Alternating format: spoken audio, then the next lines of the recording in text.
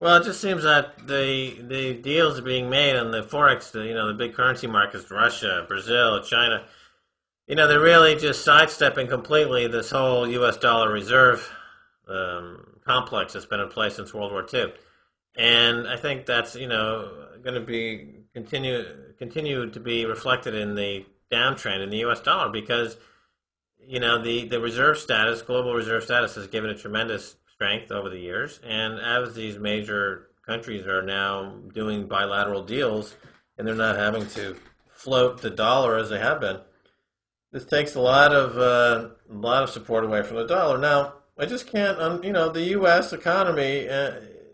There's so much debt there, and the dollar is collapsing, and they're talking about downgrading the debt down from the AAA status to downgrade the debt. The only way to pay off the debt is to just slash and burn. That what's in that economy. I mean, this is Well, they could devalue, honey. They could devalue the dollar. I used to have to do a lot of deals with Italy, which were famous for devaluing their currency, and God, they did it all the time. So you would do a deal with them, and a year later, their currency was worth like 40% less. right. So you have this devaluation coming along, and we were talking to Dr. Marc Faber on this week's episode of On the Edge with Max Kaiser. And we were talking about gold, and he's been saying that gold bullion, he's a big believer that there will be confiscation of gold bullion. So if there's a devaluation, the way they do this, they revise the price of gold upwards by 30 or 40 or 50%, having the effect, therefore, of devaluing the paper currency. And when this was done in the 30s, they also confiscated the gold first before they did this.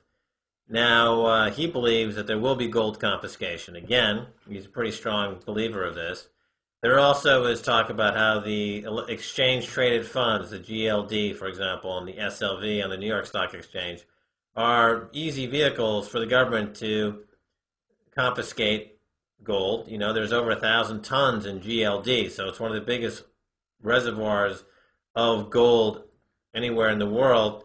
So the government conceivably could say, well, we now own GLD. There is plenty of gold there. The question is not whether or not there is gold there.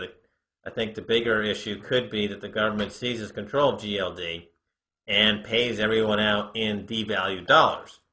And the same thing with the other ETFs out there. That's a scenario that's being talked about. That's why people who are proponents of owning gold say that the best thing to do, of course, is to own the physical bullion itself. Then the gold mining stocks offer some interesting way to participate. And the exchange-traded funds are trading vehicles, but, they do have some properties that might not make them such great vehicles once you have this, as you're saying, and as others are talking about, a devaluation in the U.S. dollar. But how can they avoid a devaluation? It seems like it's just going to be, it seems an unavoidable. Well, they'll do it when it gets too close to them being downgraded.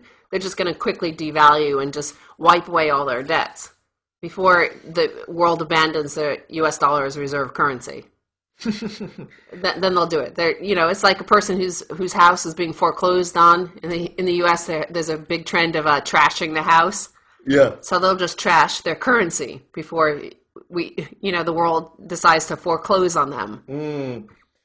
Well, it's so many people are recommending to try to prepare oneself for this thing.